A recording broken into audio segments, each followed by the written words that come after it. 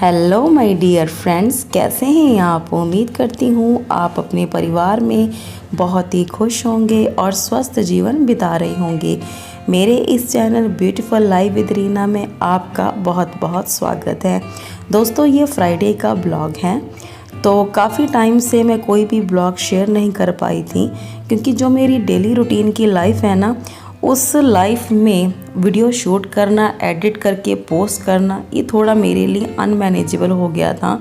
Reason behind कि कुछ family function है, उसके लिए शॉपिंग कर रही हूँ, दिवाली DIY डेकोर क्राफ्ट्स तैयार कर रही हूँ, और जो डेली रूटीन के काम हैं वो तो एज़ इट इज़ है, उनमें कोई भी चेंज नहीं है। सुबह उठना, जिम जाना और घर के काम हैं, जॉब हैं, तो मेरे लिए थोड़ा सा इम्पॉसिबल हो गया था वीडियो शूटिंग एडिटिंग का काम को एडजस्ट करना। लेकिन आपके इतने अच्छे मैसेजेस आते हैं कि वो मुझे फिर से मोटिवेट करते हैं और इंस्पायर करते हैं कि नहीं, मुझे आपके साथ दोबारा कनेक्ट होना है, मुझे अच्छा लगता है। लेकिन बस यही है कि थोड़ा सा अनमैनेजेबल हो गया था, क्योंकि सारा कुछ मैनेज करते हुए कई बार होता है ना कि एक दो चीज़ें हमारे हाथ से निकल जाती हैं। लेकिन मैं दोबारा आ गई हूँ आपसे सब कुछ शेयर करने के लिए।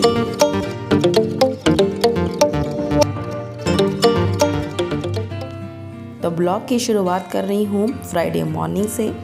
तो जो मेरे रेगुलर व्यूअर्स हैं, जिन फ्रेंड्स ने मेरी वीडियोस देखी हैं, वो जानते हैं कि मैं अर्ली मॉर्निंग उठती हूँ और ब्रेकफास्ट लंच की तैयारी करके फिर जिम चली जाती हूँ। उसके बाद आकर फिर घर की क्लीनिंग और डस्टिंग का काम करती हूँ।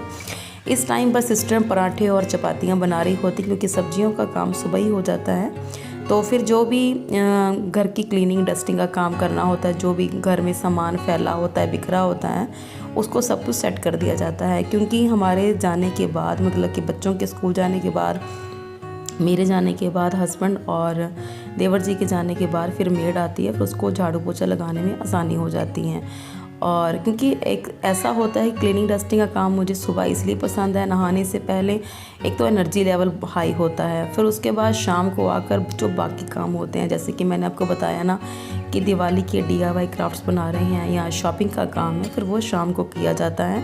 तो क्लीनिंग डस्टिंग तब नहीं की जा पा रही होती, क्योंकि दिन भी छोटे हो गए हैं और मेरे स्कूल का टाइमिंग भी चेंज हो गया है 9 से 3।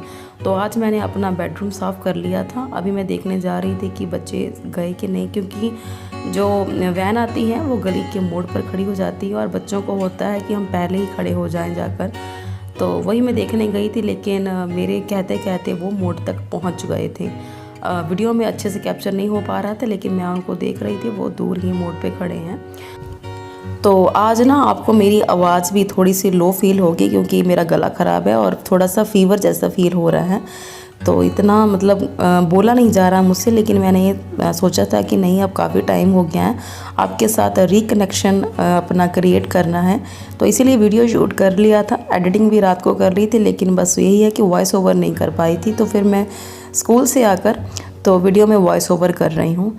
तो अभी जी मैं जा रही हूँ ऊपर, क्योंकि नीचे ड्राइंग रूम सेट कर दिया था, और टीवी पैनल पर भी एक बार हाथ मार ही देती हूँ, क्योंकि वो जल्दी गंदा हो जाता है जो चीज़ें सामने रहती हैं। यहाँ पर सिस्टर पराठे और चपातियाँ बना रही हैं बस, और हस्बैंड का और देवर जी का टिफ़िन पैक करने को रह गया है। बच्चे अपना ले गए हैं, और तो फिर मैं ऊपर जा रही हूँ। यहाँ पर आज मैं साफ़ करूँगी अपना गेस्ट रूम, क्योंकि थोड़ा सा ना गेस्ट रूम हमारा मैसी हो जाता है। उसका रीज़न है कि उसको कोई यूज़ तो करता नहीं है। तो कई बार बच्चों को कहा है कि अपना सामान सेट, ये मेरे बच्चों का बेडरूम है, तो अपना सामान ऐसे सेट करके रखें। लेकिन यहाँ पर अनिकेत भी शाम को अपना कैरम बोर्ड खेल लेता है, कभी ब्लॉक्स बना लेता है। तो ये वही वाले DIY क्राफ्ट्स जो मैंने नीचे पहले लगाए थे ना, फिर ऊपर आके इसको चेंज कर दी थी पोजीशन। तो यहाँ पर अभी मैंने ना जैकेट पहन के रखी हुई थी, क्योंकि मौसम चेंज हो रहा है। जब मैं जिम से आती हूँ तो स्वेटिंग बहुत हुई होती है, तो एकदम से अपनी जैकेट ओपन नहीं करती हूँ, क्योंकि फिर ये होता है कि सर्द गर्म हो ही जाती हैं। हो सकता है कि मेरे इसी कारण मुझे मेरी थोड़ी तबीयत ख़राब हो गई हो, एक दिन मैंने जैकेट ऐसे ही उतार दी थी। अब पता चल गया है, तो इसलिए मैं जैकेट नहीं उतारती हूँ। थोड़ी देर के बाद, जब नॉर्मल टेम्परेचर होता है, उसके बाद ही फिर जैकेट उतारती हूँ। तो यहाँ पर बच्चे अपनी बैडमिंटन किट रख देते हैं, और शाम को अनिकेत ब्लॉक्स खेलता है, कभी कैरम बोर्ड, यहीं पर उसका वाइट बोर्ड और ग्रीन बोर्ड पड़ा है, वो कुछ ना कुछ अपना यहाँ पर गेम खेलता है। तो ये है कि कोई ये वाला जो रूम है कोई यूज़ तो करता नहीं है। कभी कभार जब गेस्ट आते हैं, वो भी कभी 1 या 2 दिन का नाइट स्टे होता है, तभी ये यूज़ होता है। पर ये है कि इसको सेट करना ज़रूरी हो जाता है, क्योंकि यही थोड़ा सा ना इग्नोर हो जाता है रूम। तो क्योंकि बाकी रूम तो सारे ही यूज़ होते हैं, तो वहाँ पर तो फिर ऐसे मैसी हो ही नहीं सकता है। तो यहाँ पर वो जो वाइट वाला पॉलीथीन आप देख रहे हो, उसको मैंने जब मैं क्लीनिंग कर रही थी तो मैंने कहा पता नहीं ये वाइट पिंकिश ब्लू कलर के पाउडर कहाँ से आए। तो देखा वहाँ अनिकेत ने ना बहुत सारे कलर चौक रखे हुए थे, तभी इतनी ज़्यादा वो थोड़े थोड़े ना मतलब कि पाउडर हो के थोड़ा सा भुर भुर के वो नीचे गिर रहे थे। तो वही सोच रही थी इतनी ज़्यादा गंदगी कैसे हो गई है, तो इसको सेट कर रही थी। तो पर ये हो जाता है कि चलो कोई बात नहीं, बच्चे हैं वो, अगर वही सामान नहीं बखेरेंगे खेलेंगे नहीं तो कोई बात नहीं है। इतना बड़ा घर बनाए हैं, कम से कम यूज़ तो हो रहा है। नहीं तो कई बार कई लोग कहते हैं कि इतना बड़ा घर बना लिया है, इतने रूम बना लिए हैं, वो यूज़ ही नहीं हो पा रहे। कम से कम हमारे घर में सारे ही रूम, सारी ही जो जगह है वो सारा ही यूज़ हो रहा है। तो ये फर्स्ट वाली पीछे वाली जो बालकोनी है, यहाँ भी प्लांट्स रखे हैं, लेकिन उनकी अब पोजीशनिंग अब चेंज करने, क्योंकि अब जो सूरज की डायरेक्शन है ना वो थोड़ी चेंज हो जाती हैं। तो अगर पौधों को दिन में 2 से 3, अभी मैंने जैकेट ओपन कर दी, मुझे गर्मी आ गई थी काम करते हुए। तो यहाँ पर मैंने एक लाइट कलर किया बेडशीट बिछा दी। यहाँ पर ना आपको थोड़े गद्दे पुराने वाले लगेंगे, क्योंकि बाकी जो तीनों बेडरूम हैं जब हम नए शिफ्ट हुए थे तो वो नए ख़रीद लिए गए थे, लेकिन ये बेचारे वही सिंगल वाले गद्दे हैं। तो यहाँ पर वही अभी लगाए हुए हैं। बताया ना कि ये रूम यूज़ तो होता नहीं है, लेकिन ये है कि को सेट करके रखते हैं। तो यहाँ वाले पिलो कवर्स और बेडशीट सभी पुरानी ही रखी हुई हैं, वही कारण है कि यूज़ नहीं हो पाते हैं। तो इसको आज अच्छे से साफ़ कर रही थी। तो अच्छा, कईयों ने कहा कि आप ठीक हो। जब ऐसे कोई पूछता है ना, ऐसा फीलिंग आती है कि हाँ कोई अपना है तो पूछ रहा है आर यू ओके। तो जिन फ्रेंड्स ने मेरे पूछा मेरे बारे में कि आप ठीक हो, ब्लॉग्स मिस कर रहे हैं, तो उनका बहुत बहुत शुक्रिया, क्योंकि अलग से वीडियो बनानी मुश्किल हो जाती है, इसीलिए ज़्यादातर वीडियोस में ही सबके क्वेश्चंस के आंसर करने की कोशिश करती हूँ। तो ये मेरा हो गया था सेट रूम, और ये वाले मुझे बहुत पसंद है कलरफुल वाले। तो मुझे लगा कि गेस्ट रूम खाली है, यहाँ पर कुछ नहीं लगा हुआ है, चलो इसी को यहाँ पर ही सेट कर देती हूँ। तो यहाँ मेरी पुरानी वाली अलमीरा रखी हुई है। अब तो सबके ही रूम में ड्रेसिंग में अलमीरा लगा देंगे। यहाँ पर अनिकेत का बड़ा वाला कैरम बोर्ड है। ये कैरम बोर्ड ना कहीं और एडजस्ट हो ही नहीं पाता था, तो इसीलिए इसको साइड में रखा हुआ था। तो इतना बड़ा परचेज़ भी नहीं किया था हम लोगों ने, तो गिफ्ट में मिला था तो किसी को देने में अच्छा लगता था। उसके बाद मैं जीना खा ली और मेरे हो गया स्कूल का टाइम। तो मैंने अपना लंच बैग, अपना पर्स, अपना हेलमेट उठाया और मैं जा रही हूँ स्कूल से आकर फिर आपसे मिलती हूँ कि मैं क्या कुछ दिवाली के लिए DIY क्राफ्ट्स तैयार कर रही हूँ। तो ये है जी मेहनत हमारी, ये काफ़ी टाइम से हम लगे हुए हैं। देखने में तो लगेगा कि इसमें कोई वर्क नहीं हुआ है, लेकिन ये छोटी छोटी चीज़ें हैं जो काफ़ी मेहनत लगी है इनको बनाने के लिए। जितनी भी वूल है ना, जितनी हमारे पास जो रिमेनिंग थी, कुछ ख़रीदी नहीं है, ख़रीद के तो मैं अभी लेकर आई हूँ जो अलग से बनाऊँगी। जितनी हमारे पास पुरानी थी ये वूल, उसी से पॉम बनाए हैं। उसके बाद इनको मोतियों से पिरो लिया गया। आपको ये जो हैंगिंग्स है छोटी बड़ी लगेंगी, क्योंकि अगर मेरा पूजा रूम आपने देखा हो तो मेरे ना पूजा रूम के ऊपर गुंबद बना हुआ है, तो उनके साइज़ भी अलग अलग हैं। तो उसी पर इनको रैप करूँगी, और इसके अलावा मैं बना रही हूँ हैंगिंग्स। तो ये पूजा रूम पे लगानी है, एक बार इनको वॉश भी करेंगे। ये अभी जो बाकी हैंगिंग्स हैं, तोरण है, ये सारा कुछ ही ना ये चल रहा है ऑन प्रोसेस, तो वही कंप्लीट होगा। तो अभी जी कुछ और भी हैंगिंग्स बना रहे हैं। तो मैंने बताया था कि मुझे क्राफ्ट्स बनाना बहुत अच्छा लगता है, तो ये कुछ बना रहे हैं क्राफ्ट्स। अभी यहाँ पर जो डिस्पोजेबल कप्स होते हैं, ये भी ऐसे ही वेस्ट पड़े हुए थे काफ़ी दिनों से। तो फिर आज इनके लिए इनकी कप की हेल्प से भी थोड़ी सी हैंगिंग्स तैयार करूँगी। तो मुझे चाहिए एक हैंगिंग में 8 कप्स। तो फिर मैंने रेड, ब्लू, येलो, ग्रीन, यही वाला डार्क कलर, थोड़े से चटक वाले, वही मैंने चूज़ करे। ये फैबर कैसल कलर है, दिवांशी के हैं। काफ़ी टाइम से वो ऐसे ही पड़े थे, वो यूज़ नहीं कर रही थी, तो मैंने सोचा कि इनको यूज़ कर लूँ। ऐसा ना हो कि पड़े पड़े ख़राब हो जाएँ, सूख जाएँ, क्योंकि इनकी जो कंसिस्टेंसी है ना थोड़ी सी थिक है। जो अगर लिक्विड फॉर्म में होते तो हो सकता था कि ये ख़राब ना जल्दी होते, ना सूखते, पर लेकिन मैं जब लगा रही थी ना, मुझे ये पसंद नहीं आए थे। मुझे तो अपने वाले जो जो फेवी एक्रेलिक कलर करती हूँ, ग्लास बॉटल में आते हैं, बॉक्स आता है उसका 10 शेड्स वाले, वही ज़्यादा पसंद है। लेकिन ये था कि चलो 1 से 2 कोट इनका भी कर देती हूँ, उसके बाद फिर उनका 1 से 2 कोट वो कर दूँगी, तो अच्छे से जो ये ट्रांसपेरेंसी सी दिख रही है कप्स में बिल्कुल भी नहीं दिखेगी। तो और ऐसे ही मैंने इनको कर दिया था।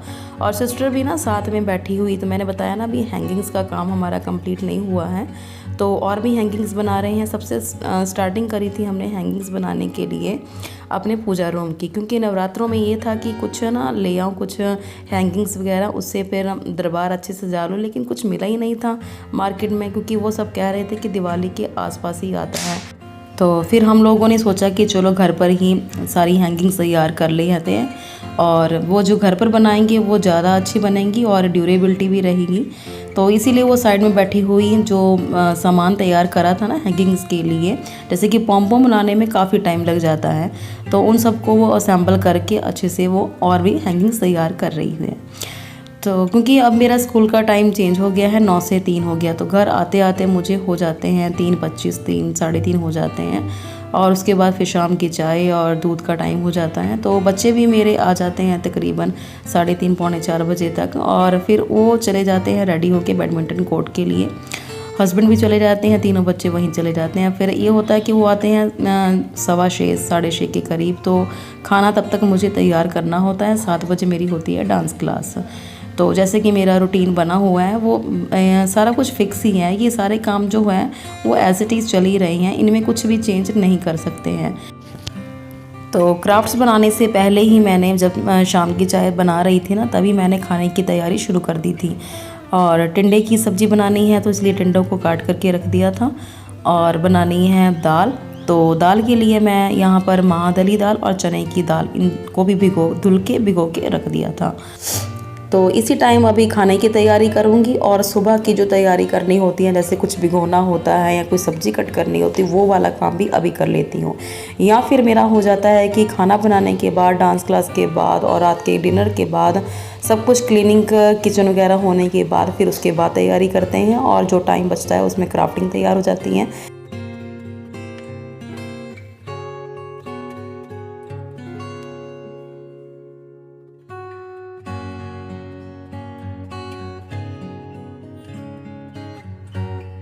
तो जैसा कि आप सब जानते हैं कि चावल हमारे डेली ही घर में कंज्यूम होते हैं, तो चावल हम लोग काफ़ी सारी क्वांटिटी में इकट्ठे ही ख़रीद कर लेते हैं। लेकिन चावलों में कीड़ा ना पड़े, उसके लिए जो मैं तरीका अपनाती हूँ, मैं उसमें नीम के पत्ते रखती हूँ। नीम के पत्तों से चावलों में कभी भी कीड़ा नहीं लगता है। ये वाला टिप मैं काफ़ी सालों से फॉलो करते आ रही हूँ, और जिन घरों में भी चावलों का कंज्यूम होता है वो और चावल ज़्यादा मात्रा में ख़रीदते हैं, तो ये वाला जो टिप है ज़रूर फॉलो कर लें, उनके चावल कभी भी ख़राब नहीं होंगे हैं। और मैंने आपको बताया था कि मैं भी दाल और चावल अब भिगो के बनाती हूँ, क्योंकि इससे ऐसा होता है कि इससे जो खाने का न्यूट्रिशन भी डबल हो जाता है। और कई लोगों को जैसे एसिडिटी की प्रॉब्लम रहती हैं या यूरिक एसिड की प्रॉब्लम रहती हैं, तो दाल और चावल को भिगो कर यूज़ करने से एक तो गैस भी कम लगती है और खाना भी न्यूट्रिशनली बनता है, और उससे जो यूरिक एसिड और एसिडिटी की प्रॉब्लम वो भी नहीं होती है। तो मैंने इसमें डाल दिया 3 गिलास पानी और 2 डाल दी खटाई। 2 इसलिए डाली क्योंकि इसमें ना खटाई में मसाला कम ही था, नमक और हल्दी, और थोड़े सा इसमें डाल दूँगी तेल।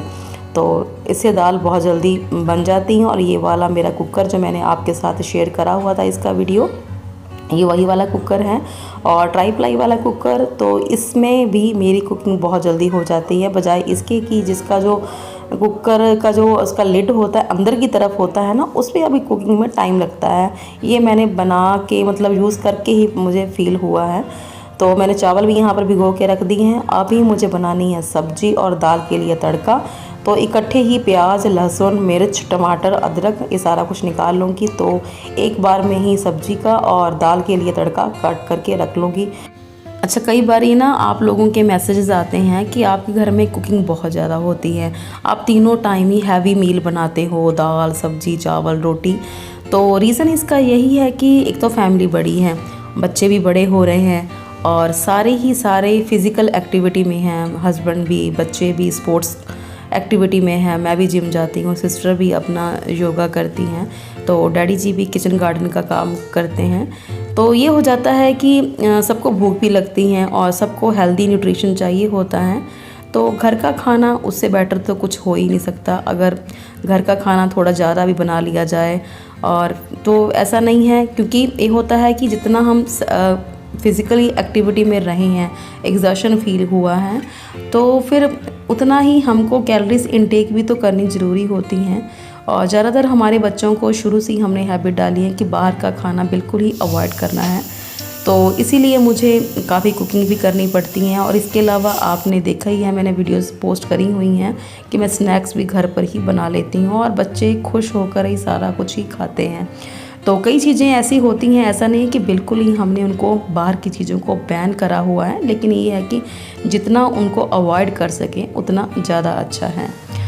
तो यहाँ पर मैंने प्याज, टमाटर, और आजकल बताऊँ मैंने टमाटर के ना छिलके उतार कर फिर उसका यूज़ करना शुरू कर दिया। आप में से काफ़ी लोगों ऐसे ही करते होंगे, मैं अपना बता रही हूँ कि मैंने अब ऐसे करने लगी, क्योंकि मैं आपके साथ सारा कुछ शेयर करती हूँ। तो ये बता रही हूँ कि टमाटर का छिलका उतार देती हूँ, या तो फिर इनको पानी में बॉयल कर लेती हूँ अगर टाइम है, क्योंकि पानी में बॉयल करके वो ठंडा करना फिर उनको कट करना थोड़ा टाइम लग जाता है। या फिर इसको क्या करती हूँ, इनको पतला पतला पील कर लेती हूँ, फिर उसके बाद ही टमाटरों का यूज़ करती हूँ। कई लोग तो कहते हैं इनके सीड्स भी यूज़ नहीं करने होते हैं, लेकिन सीड्स तो मैं खैर यूज़ कर रही हूँ, बस उनका छिलका नहीं यूज़ कर रही हूँ, क्योंकि छिलका पकने में, गलने में और बॉडी में इसको अब्जॉर्ब होने में भी टाइम लगता है। तो यहाँ पर सब्ज़ी के तड़के की तैयारी कर रही हूँ। तो सब कुछ कट करके तेल में डाल दिया था, और जो नॉर्मल जो मसाले डेली रूटीन में यूज़ करती हूँ, नमक, हल्दी और यहाँ पर गर्म मसाला, बस इतना ही मसाला ऐड करा है। नॉर्मल कुकिंग में इतना ही मसाला तेल का इस्तेमाल करती हूँ, क्योंकि ज़्यादा मसाला तेल भी हमारे जो खाने के डाइजेशन को भी स्लो कर देता है। क्योंकि खाना खाने से इम्पॉर्टेंट मुझे लगता है खाने को डाइजेस्ट होना, हमारी बॉडी में सारे न्यूट्रिशन का अब्जॉर्ब होना ज़्यादा ज़रूरी है। तो साथ ही मैंने चढ़ा रही थी हांडी, दाल मेरी तैयार हुई थी, कुकर मैंने कर दिया था साइड में, और बीच वाले गैस पे चढ़ा दिए थे चावल। ये मेरा ना 3 गैस वाला, मतलब 3 गैस बर्नर वाला चूल्हा है, तो ये मेरा बहुत अच्छे से यूटिलाइज़ होता है। स्पेस भी ज़्यादा इतना नहीं लेता है, बजाय इसके कि जिनके पास वो 4 गैस वाला चूल्हा होता है, 4 गैस वाला बर्नर वाला चूल्हा होता है, वो ज़्यादा स्पेस लेता है। तो अगर किसी ने लेना है, किसी का ध्यान है, मन बना है कि हमने गैस चूल्हा लेना है, कौन सा लें, तो मैं उनको यही कहूँगी, अगर आपके घर में इसकी नीड है और तो आप 3 गैस बर्नर वाला ही चूल्हा खरीदें, तो मुझे यही पसंद है। तो दोनों तरफ ही मैंने सब्ज़ी को जो चढ़ा दिया था, बिल्कुल लो फ्लेम करके दोनों कटाइयों को ना बाहर निकाल दूँगी। थोड़ा सा जो इसमें मसाला तेल लगा था वही इसमें जाएगा। दाल अच्छे से बन गई थी, और मैंने बताया कि इस कुकर में ना कुकिंग बहुत जल्दी हो रही है, तो मुझे थोड़ी सी ये दाल ना ओवर कुक लगी। मैं ज़्यादा ओवर कुक दाल करती नहीं हूँ, मैं इसका सीटी का मुझे ध्यान, जितना मुझे पुराने वाले कुकर में ध्यान है उतनी ही लगवाई थी, लेकिन थोड़ी सी ये गल गई थी। अभी तो ये खाने में अच्छी लग रही हैं, अगर इसको रख दूँगी तो ये थोड़ी सी फिर हो जाएगा, ये गीली गीली सी गाढ़ी सी हो जाएगी। वैसी दाल मुझे पसंद भी नहीं है, तो लेकिन मैंने दाल बनाई ही उतनी ही जितनी कि हमारे रात के खाने में कंज्यूम हो जाएगी। तो ये जी धनिया, हमारी किचन गार्डन की हार्वेस्टिंग स्टार्ट होगी धनिया की, तो यह थोड़ा तोड़ के ले आई थी। तो इसको मैं डंठल समेत ही ऐसे ही कट कर दूँगी, बहुत ही नरम धनिया है, तो इसकी डंठल भी बड़ी ही नरम है, ऐसे धुल के रख दिया था। अच्छा, दाल बच्चे प्रेफर करते हैं, दाल में थोड़ा धनिया कम ही डालूँगी, क्योंकि वो धनिया लाइक नहीं करते हैं, वो कहते हैं कि सब्जियां इसमें ज़्यादा डाल दी हैं। और तो सब्ज़ी में इसको ज़्यादा डाल दूँ, क्योंकि डैडी जी को धनिया बहुत पसंद है। वो कहते हैं कि तुम धनिया डालने में ना कंजूसी करती हो, तो सब्ज़ी टिंडो वाली वो उनकी पसंद की है, तो उसमें थोड़ा सा ज़्यादा ऐड करूँगी। तो यहाँ पर तड़का भी मेरा रेडी हो गया था। इसमें कुछ और नहीं ऐड करूँ, कोई मसाला नहीं ऐड करूँगी, बस इसमें थोड़ी सी ना नमक ऐड जरूर करूँगी, क्योंकि दाल गाढ़ी हो गई है। थोड़ा सा पानी भी ऐड करूँगी, थोड़ी इसकी थिकनेस को ना सेट करूँगी, क्योंकि राइस के साथ खानी है। इतनी ज़्यादा गाढ़ी दाल भी नहीं खाने में अच्छी लगती हैं। तो ये मेरा जी दाल चावल का जो खाना होता है मेरा शाम का, दाल चावल और सब्ज़ी का, ये हो गया था तैयार। तो ये हमारा डेली ही खाना बनता है। जो सुबह सब्जियां बनाती हूँ वो सुबह और दोपहर को कंज्यूम हो जाती हैं, क्योंकि बच्चे ब्रेकफास्ट भी करके जाते हैं। नॉर्मली क्या करते हैं लोग, मुझे जैसे कि बताते हैं फ्रेंड्स भी, कुलीग भी, कि हमारे बच्चे अच्छे से ब्रेकफास्ट नहीं करके जाते हैं, और लंच भी ना प्रॉपरली नहीं लेके जाते। एक पराठी या आधी पराठी या साथ में कुछ स्नैक्स ले जाते हैं। लेकिन हमारे घर के बच्चे फुल फ्लैश वहाँ सब्ज़ी के साथ ही पराठा खाते हैं। और वो बताते हैं कि हमारे बच्चे बस 1 कप दूध पी के चले जाते हैं। मुझे लगता है कि बच्चों को इस टाइम, जैसे कि उनकी ग्रोथ स्टेज है, उनको अच्छे से न्यूट्रिशन देना बहुत ज़रूरी होता है, क्योंकि उनका काम ही इतना ज़्यादा है, स्टडी का प्रेशर है, स्पोर्ट्स है, तो ताकि सारे ही चीज़ों पर वो अच्छे से फोकस कर पाएँ और अपना 100% दे पाएँ। तो ये काम सब कुछ हो गया था। मैंने बताया कि क्राफ्टिंग में लग गई थी, खाना बनाने में लग गई थी, तो मैंने क्लीनिंग नहीं करी थी। अभी मैं करने लगी हूँ क्लींजिंग के लिए आजकल मैं यूज़ कर रही हूँ गार्नियर का ये फेस वॉश। में मुझे अच्छा लगा फेस वॉश, मेरी स्किन को सूट करा था। ज़्यादातर तो मैं लैक्मे क्लींजिंग मिल्क यूज़ करती हूँ या फिर कच्चा दूध का इस्तेमाल ही करती हूँ। ये देखिए, जो लेडीज़ होती हैं ना घर की, अपने हाथ में मैंने क्लींजिंग डाल भी ली है, और जो सामान बिखरा हुआ था सुबह भागम भाग में जैसे भाग जाते हैं ना जॉब पर, तो वो रह जाता है, उस तरफ मेरा ध्यान चला गया, उसको सेट करने लग गई। तो मुझे लगता है कि सारी ही लेडीज़ मेरी तरह ही होती हैं, जो काम सामान दिखा उनको ये मैसी है, ये बिखरा हुआ है, पहले इसको सेट कर लो, अपना वो भूल ही जाती हैं। तो यहाँ जी मेरा हो गया था फेस वॉश के बाद एक चीज़ मैं ज़रूर करती हूँ, मैंने आपको पहले भी शेयर करा हुआ है, वो लगाती हूँ जी अपना टोनर आजकल जो यूज़ कर रही हूँ वो कामा आयुर्वेद का है। बहुत ही अच्छा टोनर है ये, थोड़ा सा कॉस्टली है, पर लेकिन हम को ये है कि हमारी स्किन अच्छी रहे, जो एजिंग के साइन है वो हम डिले कर पाएँ। अच्छा, यहाँ मैं दिखा रही थी आपको ये मैं कौन कौन सनस्क्रीन यूज़ करती हूँ। तो बस उसके बाद बस इसको पूरा ना फेस सुखाना नहीं होता, हल्का सा वेट रहे तभी बस टोनिंग करनी होती है। टोनिंग करने के बाद तो इसको ऐसे ही सूखने देना होता है, उसके बाद कोई भी मॉइस्चराइज़र अप्लाई कर लेना होता है। तो ब्लॉग इतना ही मैंने शूट करा था, मिलती हूँ आपसे नेक्स्ट ब्लॉग में। Bye bye, take care.